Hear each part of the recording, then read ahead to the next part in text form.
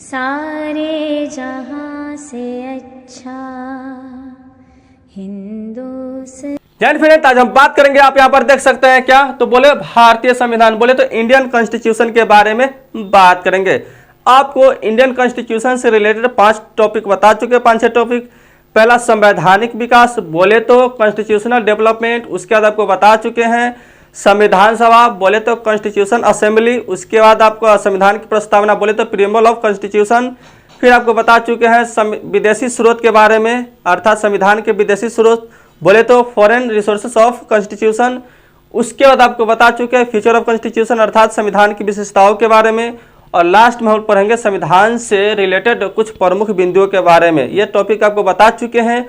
और यहाँ पर हम पढ़ रहे हैं क्या, तो संवैधानिक विकास, बोले तो संवैधानिक विकास यानी कॉन्स्टिट्यूशन डेवलपमेंट के बारे में पढ़ रहे हैं। ठीक है, तो चलिए हम बात करते हैं। ये जितने भी टॉपिक यहाँ पर हम लिए हैं, ये संवैधानिक विकास से रिलेटेड है। ठीक है, ये जो यहाँ पर हम फैक्ट लिखे हैं, ये जो एग्जाम में पूछे जाते हैं वही फैक्ट लिखे हैं। ठीक है, ऐसे पढ़ना तो बहुत है बस, बट वही लिए हैं जो एग्जाम में काफ़ी बार पूछे गए हैं। ठीक है, तो चलिए बात करते हैं। यहाँ पर आप इसे पढ़ने से पहले अगर कुछ हिस्ट्री के बारे में जान लेते हैं, ठीक है, तो आप भारतीय संविधान जो है संवैधानिक विकास से आप लोग आसानी से समझ सकते हैं। चलिए बात करते हैं।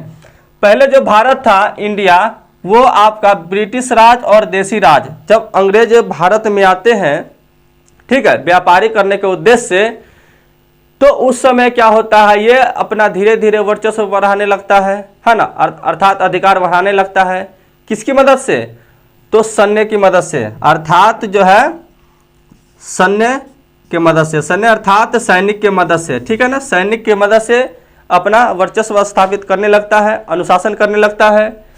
ठीक है, लेकिन 1757 में बक्सर प्लासी का युद्ध होता है, 1764 में बक्सर का युद्ध होता है, और दोनों युद्ध में अंग्रेज जीत जाता है। जब अंग्रेज जीत जाता है, तब अंग्रेजों ने क्या करता है, अंग्रेज 1773 में क्या करता है, एक्ट पारित करता है। 1773 में एक एक्ट पारित करता है। उसके अंतर्गत कुछ जो वर्क होते हैं उसके बारे में बात करेंगे। ठीक है, चलिए, तो हम लोग जो मद्रास है, बंगाल है, मध्य प्रदेश है, पंजाब है, बम्बे है, संयुक्त प्रांत है, बर्मा है और जम्मू कश्मीर है, उस समय जो भारत था वो प्रांतों में बटा हुआ था। ठीक है, जैसे हम मद्रास कहते थे, मद्रास में वर्तमान में जो क्षेत्र है मद्रास के, वो आपका तमिलनाडु है, आंध्र प्रदेश है, आपका क्या कहता है, तेलंगाना है। बम्बे, जो बम्बे प्रांत था पहले के ज़माने में, वो आज के क्षेत्र में गुजरात है, महाराष्ट्र है, गोवा है ना, कर्नाटका है। और मध्य प्रांत में पहले था, उसमें जो क्षेत्र था, वर्तमान क्षेत्र की बात किया जाए तो आपका मध्य प्रदेश है, इधर छत्तीसगढ़ है। ठीक है, अब संयुक्त प्रांत की बात किया जाए तो इधर आपका उत्तराखंड है, उत्तर प्रदेश है। इधर पंजाब प्रांत की बात किया जाए तो आपका इस्लामाबाद इधर आ जाएगा, इधर आपका हरियाणा है, ठीक है, चंडीगढ़ है, ये सब क्षेत्र आता था। और इधर पश्चिम बंगाल की बात किया जाए, बंगाल की बात किया जाए तो इसमें बिहार, झारखंड, पश्चिम बंगाल, बांग्लादेश, ये सब क्षेत्र आता है बंगाल में। ठीक है, अब बर्मा की बात किया जाए तो बर्मा जो है म्यांमार, देश आज़ाद हुआ था 1935 में बात किया जाए तो ये सब प्रांतों में भारत बटा हुआ था। लेकिन जब अंग्रेज जब आता है तो ससुरा किसके यहाँ क्या करने आता है, भारत में क्या करने आता है, भारत में बताइए, तो व्यापार करने आता है। क्या करने आता है, तो व्यापार करने आता है, अर्थात बिजनेस करने आता है। और जब बिजनेस करने आता है अंग्रेज भारत में, उसी समय से क्या होता है कि संवैधानिक विकास शुरू हो जाता है। ठीक है, चलिए, तो व्यापार करते करते क्या होता है कि अधिकार करने लगता है अधिक क्षेत्रों पर। ठीक है ना, ये जितने भी हम डॉट दिए हुए सब क्षेत्रों पर क्या करता है, अपना अधिकार बनाने लगता है, करने लगता है। तो जब अधिकार करने लगता है, उसके बाद क्या होता है कि कुछ विद्रोह होता है। ठीक है ना, उसके बारे में भी हम बात करेंगे। तो चलिए हम बात करते हैं। तो यहाँ पर आप देख सकते हैं कि रेगुलेटिंग एक्ट, अब हम लोग पढ़ेंगे कि 1773 एक्ट, 1784 एक्ट, 1793 एक्ट, आपका 1813 एक्ट, 1833 एक्ट, 1833 1853 एक्ट, उसके बाद 1858 act, 1861 act, 1892 act, 1919 act, 1935 act, 1937 act के बारे में टोटली जानकारी देंगे, आप लोग ध्यान से देखिएगा। ठीक है, यहाँ पर जो 1773 का जो एक्ट है इसमें आपको पढ़ा चुके हैं कि बंगाल का, यह जो बंगाल है, बंगाल का प्रथम जो गवर्नर जनरल था वो था आपका वारेन हेस्टिंग्स थे। कौन थे? तो वारेन हेस्टिंग्स थे। ठीक है, उसके बाद कुछ समय बाद यानी 1774 में सुप्रीम कोर्ट की स्थापना होता है। सुप्रीम कोर्ट की स्थापना होता है, उसमें मुख्य 4 सदस्य होते हैं, एक मुख्य न्यायाधीश होते हैं और 3 अन्य होते हैं। ठीक है, तो यहीं से स्टार्ट होता है और इसी बंगाल में, यहाँ पर बंगाल में सभी प्रांतों को कंट्रोल करने के लिए यहाँ पर बोर्ड ऑफ डायरेक्टर्स की स्थापना होता है, बोर्ड ऑफ कंट्रोल की स्थापना होता है। ठीक है ना, अर्थात व्यापारियों को कंट्रोल करने के लिए, राजनीतिक जो पार्टी था, संगठन था, उसको कंट्रोल करने के लिए बंगाल में संगठन बनाया जाता है। ठीक है, तो चलिए बात करते हैं। तो यहीं पर बंगाल में 1773 में रेगुलेटिंग एक्ट पारित होता है। ठीक है ना, तो सुप्रीम कोर्ट की स्थापना हो जाता है, बोर्ड ऑफ डायरेक्टर्स की स्थापना होता है। ठीक है, और किसके लिए? तो व्यापार को नियंत्रण करने के लिए, है ना। चलिए बात करते हैं। अब हम 1774 की बात करते हैं। 1774 जो एक्ट है इसमें आपको पढ़ा चुके हैं कि इसमें व्यापार जो है और बढ़ा। ठीक है, और बोर्ड ऑफ डायरेक्टर जो बना था, बोर्ड ऑफ डायरेक्टर 1773 में, उसके अधिकार में क्या हुआ? तो उसके अधिकार में बोर्ड ऑफ डायरेक्टर अर्थात बोर्ड ऑफ डायरेक्टर, तो BOD में के अधिकार में क्या हुआ? वृद्धि हुआ। इसके अधिकारों में क्या हुआ? वृद्धि हुआ। तो ये अपना काम करने लगा। ठीक है, उसके बाद बात करते हैं कि चार्टर एक्ट 1793 में, तो इसमें जो व्यापार था वो 20 वर्षों तक बढ़ा। व्यापार क्या हुआ? बढ़ा। जब व्यापार बढ़ा, बिजनेस बढ़ा। ठीक है, कहाँ कहाँ? तो मद्रास हो, मुंबई हो, बम्बे, यहाँ मद्रास हो, बम्बे हो। ठीक है, इस सब में और कुछ जगहों पर क्या हुआ कि इसका व्यापार बढ़ने लगा। जब व्यापार बढ़ने लगा तो भारतीय जो थे राजस्व, उनको वेतन मिलने लगा। क्या हुआ? उनको वेतन मिलने लगा। उसके बाद 1793 खत्म हो गया। उसके बाद 1833 एक्ट आता है। इसमें भी शासन जो था 20 वर्षों तक बढ़ा। इस चार्टर एक्ट का जो शासन था वो 20 वर्षों तक बढ़ा। ठीक है ना, 20 वर्षों तक बढ़ा। उसके बाद व्यापारिक एकाधिकार जो था उसको समाप्त कर दिया गया। ठीक है, व्यापारिक एकाधिकार जो था, मतलब व्यापार को जो अपना अपना व्यापार करता था उसको एक अधिकार था, अपना काम करता था। लेकिन जब बोर्ड ऑफ डायरेक्टर्स बना, बोर्ड ऑफ कंट्रोलर बना, ठीक है ना, तो यहाँ पर क्या हुआ कि 1813 एक्ट में कि व्यापार की तो वृद्धि हुआ, लेकिन व्यापार को कंट्रोल करने के लिए बोर्ड ऑफ डायरेक्टर की जो स्थापना हुआ था, ठीक है, बोर्ड ऑफ डायरेक्टर्स की स्थापना हुआ था, उसके द्वारा व्यापार को, ठीक है ना, उसके द्वारा व्यापार को क्या किया गया, तो एक अधिकार जो सबको मिला हुआ था अपना अपना व्यापार कर सकता है, तो उसको क्या किया, समाप्त कर दिया। जब समाप्त कर दिया, ठीक है ना, तो कुछ चीज को छोड़कर, जैसे चाय को छोड़कर चाय के व्यापार हो सकता था, और जो चीन देश है, यहाँ पर जो चीन देश है ये भी अपना व्यापार कर सकता था, ठीक है ना। चलिए, लेकिन यहाँ पर एक महत्वपूर्ण काम हो गया किसमें, तो 1813 एक्ट में क्या हुआ कि शिक्षा पर 1 लाख रुपए खर्च किया, व्यय अर्थात 1 लाख रुपए क्या किया, खर्च किया। 1 लाख रुपए जब खर्च किया, ठीक है ना, तो इससे क्या हुआ कि भारतीय जो शिक्षा था उसमें क्या हुआ, कुछ विकास होने लगा। और ये जो शिक्षा देता था अपने अनुसार ही देता था। क्यों देता था, क्योंकि ये धीरे धीरे सैनिक को बढ़ा रहा था। जब सैनिक को बढ़ा रहा था इसलिए उसको शिक्षा दे रहा था, और अपने काम के लिए भी अपना उपयोग करता था, ठीक है। तो 1 लाख रुपए शिक्षा पर व्यय किया किसने, तो कौन से एक्ट के तहत, तो 1833 के एक्ट। आपसे क्वेश्चन पूछेगा कि कौन से एक्ट के तहत 1,00,000 रुपए की चर्चा किया गया है तो आपसे ऑप्शन दे देगा 1773, 1784, 1793 और 1813। तो आपको क्या लगाना होगा? तो आपको टिक करना होगा 1813 में ये शिक्षा पर 1,00,000 रुपए खर्च हुआ।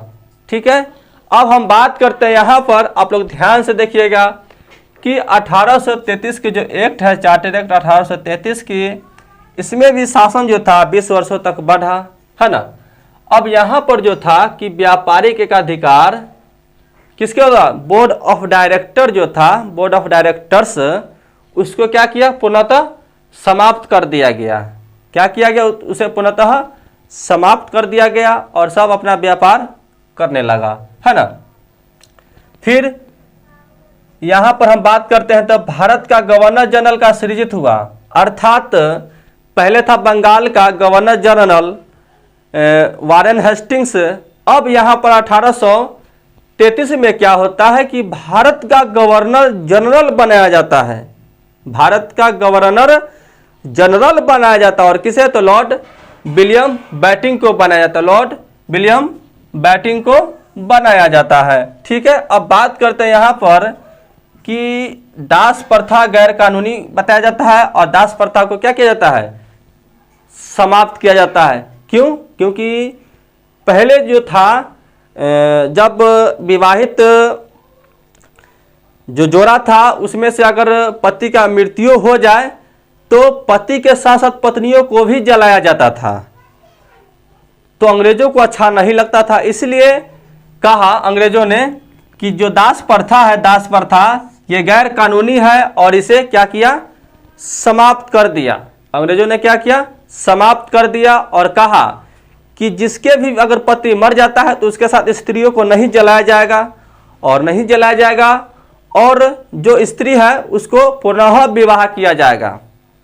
बताइए, अंग्रेजों के द्वारा बहुत अच्छे अच्छे काम भी हुए, ऐसा नहीं कि नहीं हुए। दास प्रथा को खत्म किया, बाल विवाह को खत्म किया, पुनर्विवाह कानून लाया, ठीक है ना, रेलवे लाइन लाया, डाकघर, तारपत्र, ठीक है, इंडियन आर्मी, इंडियन कॉन्स्टिट्यूशन में भी विकास हुआ, है ना। तो तमाम तरह के भी काम किए। चलिए अब बात करते हैं यहाँ पर, लेकिन ये जो भी काम किए हैं अंग्रेज, ये अपने फायदे के लिए ही किया है, लेकिन अभी जो फायदा हो रहा है हम लोग को हो रहा है। ठीक है, चलिए बात करते हैं। फिर विधि आयोग का क्या हुआ? गठन हुआ और उसके सदस्य बने। ठीक है, विधि आयोग मतलब कानून, ठीक है ना, सदस्य। चलिए फिर हम बात करते हैं चार्टर एक्ट 1853 की। तो चार्टर एक्ट 1853 में क्या हुआ? किसे महत्वपूर्ण चीज बना? पहला तो एक विधानमंडल बना, विधानमंडल, ठीक है ना, विधान परिषद, ठीक, विधानसभा विधान परिषद बना, ठीक है ना। जब एक विधानमंडल बना तो इसमें क्या हुआ कि विधान परिषद बना और विधान सभा बना, ठीक है। चलिए, तो जब ये बना तो क्या हुआ कि सिविल सेवा परीक्षा शुरू हो गया। उस समय सिविल सेवा की परीक्षा जो होता था ना, वो आपको कितना जानकारी है उसके आधार पर आपको नियुक्त किया जाता था, ठीक है। वहाँ पर लिखा पढ़ी नहीं होता था उस समय। चलिए अब यहाँ पर क्या हुआ कि बोर्ड ऑफ डायरेक्टर्स, तो बोर्ड ऑफ डायरेक्टर जो था, बोर्ड ऑफ डायरेक्टर्स की संख्या जो था वो कम गया। जब विधानमंडल बना, शीर्षक परीक्षा हुआ तो बोर्ड ऑफ डायरेक्टर क्या हुआ? कम गया। जब ये कमा तब यहाँ पर हम बात करेंगे आगे ताज का शासन। ताज का शासन बोले तो 1858 से लेकर 1947 तक। और ये जो था ईस्ट इंडिया एक्ट था, ये आपका 1773 से लेके कहाँ तक? तो 1858 तक था, ठीक है। अब ईस्ट इंडिया एक्ट जो है 1773 से लेकर 1858 तक, ये जो है अब जब ताज का शासन चलता है 1858 से लेकर 1947 तक, तब ईस्ट इंडिया जो है एक्ट खत्म हो जाता है। यहाँ पर EIC क्या होता है? समाप्त हो जाता है। किसमें? तो ताज के शासन में।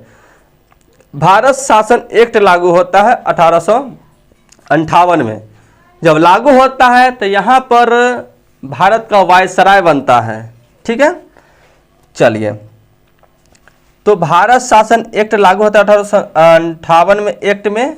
ठीक है, तो यहाँ पर एक मुख्य सचिव नियुक्त होते हैं और यहाँ पर एक चीज़ होता क्या है कि सबसे पहले तो नियंत्रण यानी बोर्ड ऑफ कंट्रोलर और निर्देशन यानी बोर्ड ऑफ डायरेक्टर्स दोनों को खत्म किया जाता है। दोनों के क्या कर देता है? खत्म कर देता है। व्यापार पर जो कानून लगता था उसे खत्म कर देता है। राजनीतिक पर जो कानून लगता था उसे क्या हुआ? खत्म हो गया। नियंत्रण जो था उसे खत्म किया गया। और ही EIC अर्थात ईस्ट इंडिया कंपनी को भी यहाँ पर क्या हुआ? समाप्त हो गया और भारत शासन एक्ट 1858 लागू हो गया और यहीं से भारत शासन एक्ट चलता है आगे। फिर यहाँ पर बात करेंगे कि भारत का वायसराय पद सृजित हुआ। ठीक है, और हम आपसे पूछेंगे कि भारत का वायसराय जो पद सृजित हुआ था 1858 में, तो प्रथम वायसराय कौन था भारत के और अंतिम कौन था? ये आप लोग कमेंट करके बताइएगा। ठीक है, चलिए हम बात करते हैं कि भारत परिषद एक्ट 1861 में क्या हुआ। तो 1861 की बात किया जाए तो 1861 में कुछ बदलाव हुए। ठीक है ना, कुछ चेंजेस हुए। जैसे केंद्र और प्रांतों में विधान परिषद था, अब केंद्र में भी बना। ठीक है ना, और प्रांतों में भी विधान परिषद बना।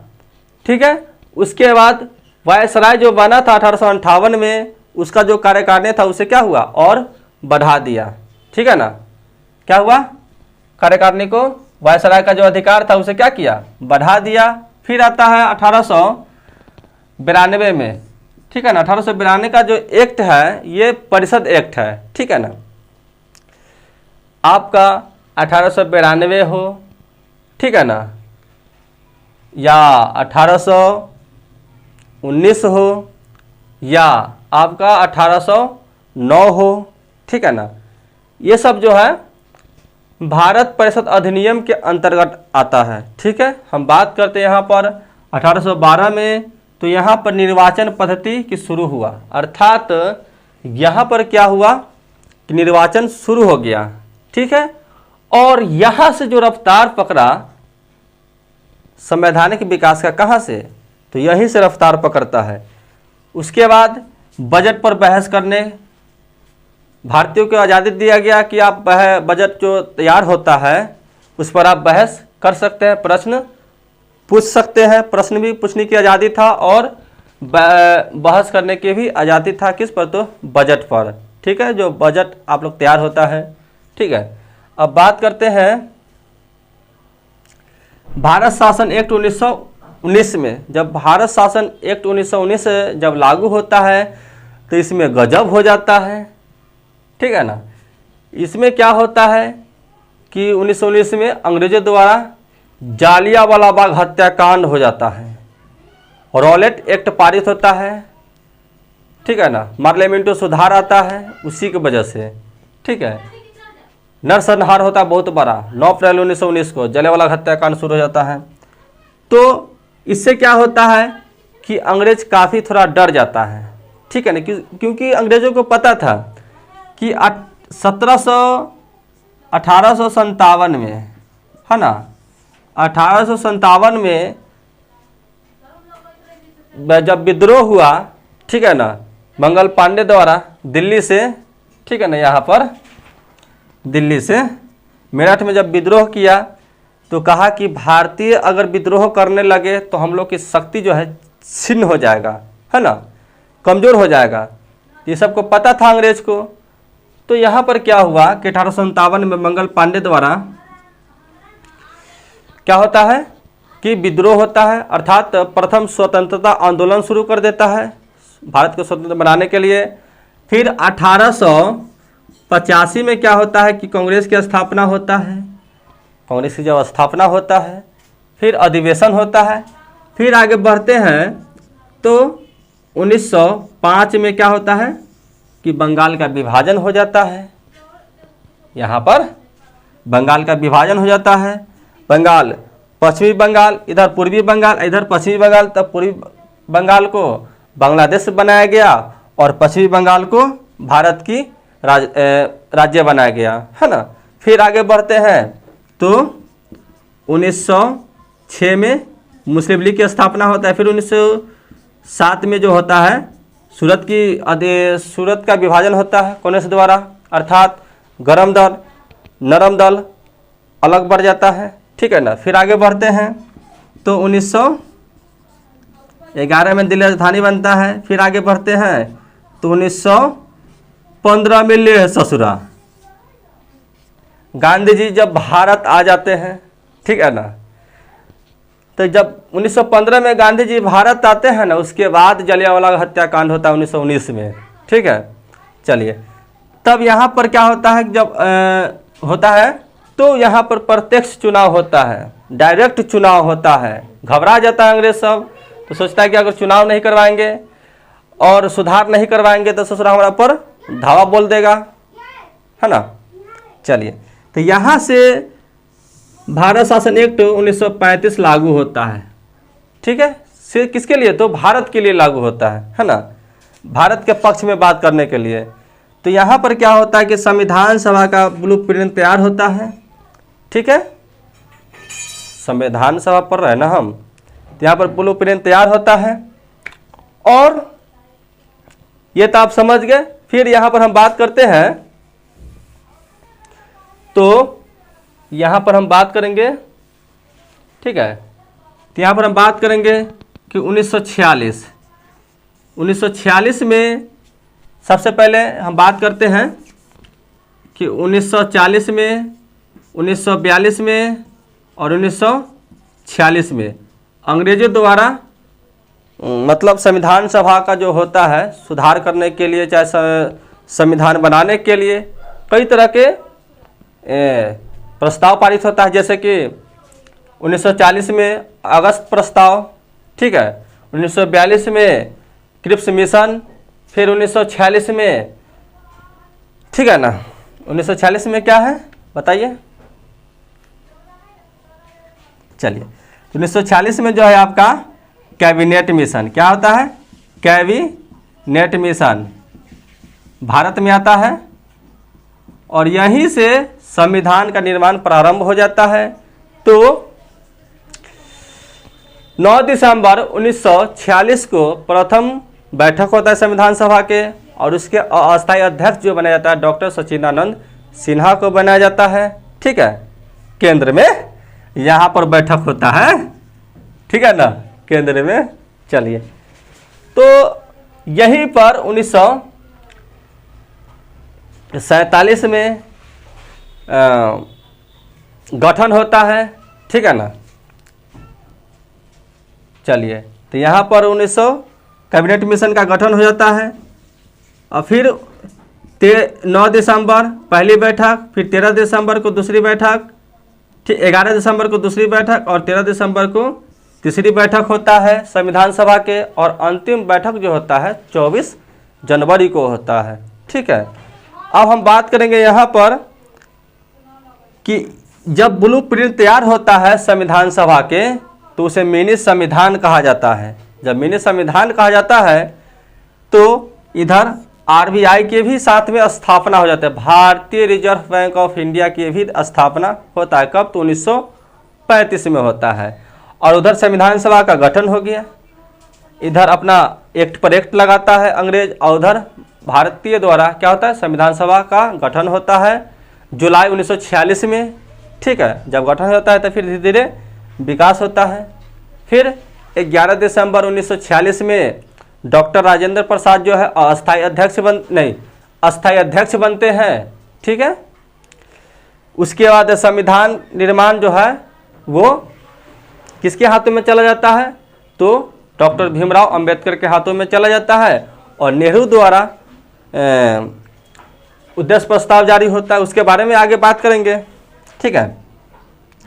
फिर स्वतंत्रता एक्ट लगता है 1947 में। जब स्वतंत्रता एक्ट 1947 में लगता है, ठीक है, तो उस समय क्या होता है, प्रारूप समिति का गठन होता है किसके द्वारा, तो डॉक्टर भीमराव के अंबेडकर के द्वारा ठीक है। और इसके अध्यक्ष कौन थे? तो डॉक्टर भीमराव अंबेडकर, और इसमें 7 सदस्य थे। ठीक है, चलिए। उद्देश्य पारित होता है किसके द्वारा? तो नेहरू द्वारा। और राष्ट्रीय ध्वज अपनाया जाता है कब? तो 1947 में। और भी कार्य होते हैं तो उसके बारे में हम आगे बात करेंगे जब हम आपको लेके आएंगे संविधान सभा, है ना। तो संविधान सभा पढ़ाएंगे तो सारा चीज़ क्लियर हो जाएगा। ठीक है, चलिए। यानी कॉन्स्टिट्यूशन असेंबली जब पढ़ाएंगे तो सारा चीज़ क्लियर हो जाएगा। तो चलिए, ये जितने भी फैक्ट यहाँ पर दिया हुआ है ये सिर्फ एग्जाम में जो पूछे जाते हैं वही है।